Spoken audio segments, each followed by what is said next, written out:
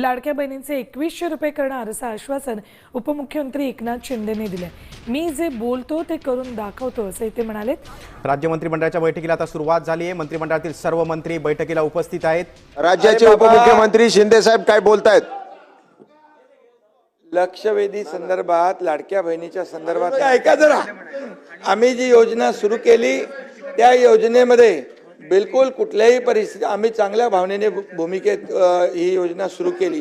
त्यावेळेस तुम्हाला वाटलं हे फक्त निवडणुकीपुरती घोषणा आहे, सुद्धा आम्ही या ठिकाणी त्या लाडक्या बहीण योजनेचे पैसे नाना जमा केले। त्याच्यामध्ये तुम्हाला वाटलं आता आचारसंहितेत पण पैसे बंद होतील, तर आचारसंहितेचे पण ॲडव्हान्स पैसे आम्ही टाकले।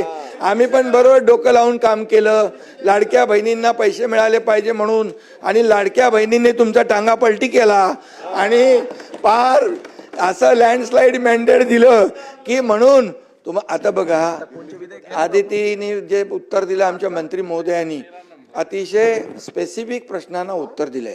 आणि तुम्हाला सांगतो कुठल्याही परिस्थितीमध्ये लाडकी बहीण योजना तुम्हाला वाटतं कमी होईल, बंद होईल, मी सांगतो तुम्हाला लाडकी बहीण योजना कधीही बंद होणार नाही। आणि सांगतो तुम्हाला, तुम्ही 2100 रुपये बोलले, योग्य वेळी आम्ही जे जे बोललोय ते सगळं पूर्ण करणार ना, कारण लाडक्या बहिणींमुळे तुम्ही जे नाही लाडक्या तुम्ही खोडा घालायला प्रयत्न केला की नाही, लाडक्या बहिणीने चांगला जोडा दाखवला की नाही, लाडक्या बहिणीने काय चांगला जोडा दाखवला की नाही, विधानसभेत दाखवला की नाही। आणि म्हणून आता नाना एकच आहे, तुम्ही लाडक्या बहिणींच्या विरोधात कधी बोलू नका, बिलकुल, नाहीतर आता येणाऱ्या पुढच्या निवडणुकांमध्ये लाडक्या बहिणी परत या ठिकाणी नाना तुम्ही तुमच्यावर का घेताय, बोला ना, ऐका ऐका ऐका। अरे लाडक्या बहिणींना आतापर्यंतच्या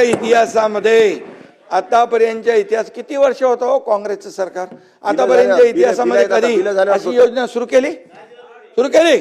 आम्ही सुरू केली, त्याला हिम्मत लागते, धाडस लागतं आणि लोकांचे पैसे लोकांना देण्याची दानत लागते, ती दानत आम्ही दाखवली। आणि म्हणून या ठिकाणी तुम्हाला सांगतो लाडकी बहीण योजना कधी बंद होणार नाही, जे जे आम्ही बोललोय ते पूर्ण करणार आणि करणार।